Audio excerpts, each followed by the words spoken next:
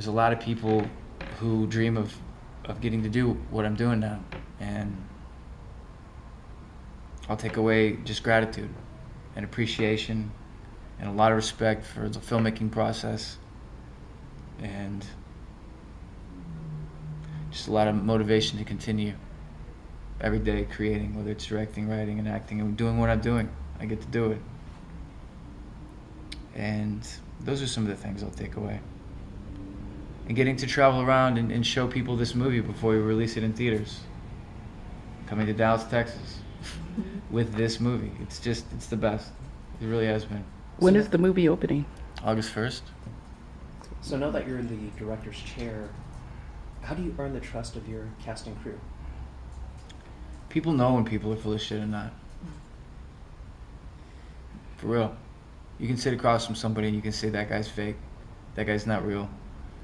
That guy is in it for money. That guy, he just wants to do this. I just did a movie called Midnight Special with the next Martin Scorsese or Spielberg. This guy named Jeff Nichols. He did Mud, he did Take Shelter, he did Shotgun Stories, and his fourth movie is Midnight Special.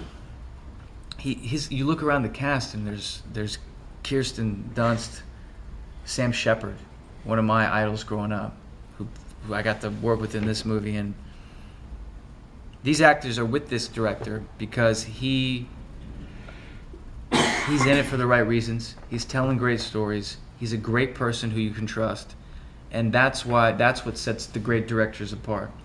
You can just tell. Like, I walked onto that set with Jeff Nichols, and I had almost instantly, not instantly, there's a level of trust James and I have that you can't get knowing somebody over 10 years. You know what I mean?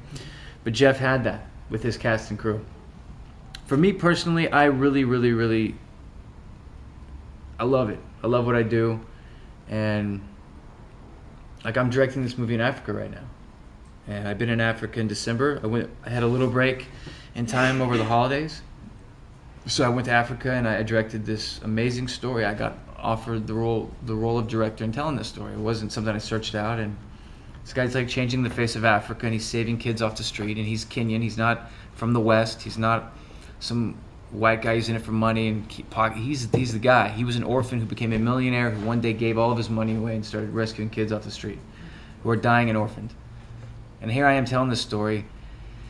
And I think if you're doing a story that is worthwhile, that's another thing that the Child of God is. Child of God has a social commentary without forcing one upon somebody, just an examination of a human condition that we've all experienced, which is loneliness, being isolated, not having friends, being banished from certain societies, whether it's race, religion, whatever it is. It's hard. And everybody feels that.